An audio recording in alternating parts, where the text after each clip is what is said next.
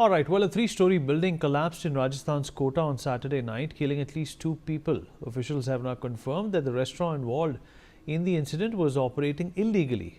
A comprehensive survey of dilapidated buildings will now be conducted amid allegations that official negligence led to the collapse. Reportedly, the restaurant had been shut down 2 months ago and had reopened a few days later, even though it did not have the necessary building permits. Yogendra, my colleague, is joining us on the broadcast to give us more details about this. Yogendra, अगर आप मेरी आवाज़ सुन पा रहे हैं जी, क्या जानकारी मिल सकती है इस हादसे के बारे में?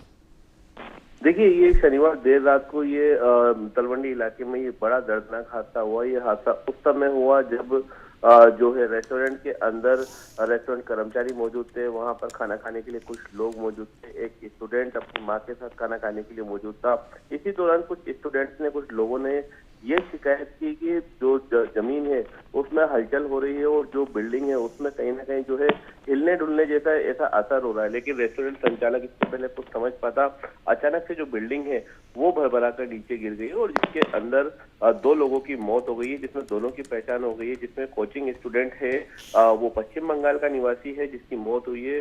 स्टूडेंट की जो माँ है वो, उनकी हालत अभी गंभीर बनी हुई है, उनका अस्पताल में जो है वो ट्रीटमेंट चल रहा है। वही जो दूसरा बच्चा है 15 साल का शंकर, उसकी इसमें मौत हुई है, जो कि अपनी माँ से 50 रुपए लेकर इस रेस्टोरेंट में खाना खाने के लिए गया था। इसमें अभी तक की जो जांच में सामने आया उसके अंदर ये बिल्डिंग पूरी तरह से अवैध थी और अवैध ही यहाँ पर जो है वो निर्माण हो रहा था, जिसकी वजह से ये हादसा हुआ है। बिल्डिंग के पास में ही जो दूसरा रेस्टोरेंट चल रहा था, उस पीछे वाले हिस्से में बताया जा रहा है कि काम चल रहा था और वहाँ पे ड्रिल मशीन के जरिए जो है उस जगह को खोदा जा रहा था।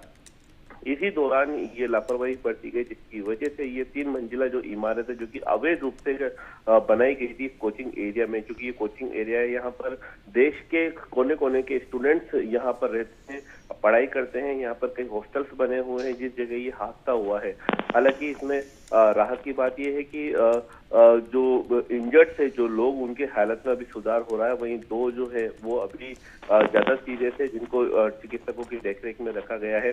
इस हादसे के बाद जो पास का जो रेस्टोरेंट संचालक था मुरादाबादी, वो मौके से फरार हो गया है और उसका मोबाइल फोन भी बन जा रहा है, जिसकी लगातार पुलिस है वो तलाश कर रही है। हालांकि अब जांच कमेटी बैठा दी गई है। डिविजनल कमिश्नर जो है अनिल कुमार अग्रवाल, वो इस पूरे मामले की मॉनिटरिंग कर रहे हैं और अभी थोड़ी देर पहले ही उन्होंने प्रशासनिक अधिकारियों की बैठक ली थी और बैठक में उन्होंने दिशा निर्देश। चलिए, हमारे साथ रहिए। और भी ब्रेकिंग न्यूज आ रही है। The Kota police has filed a first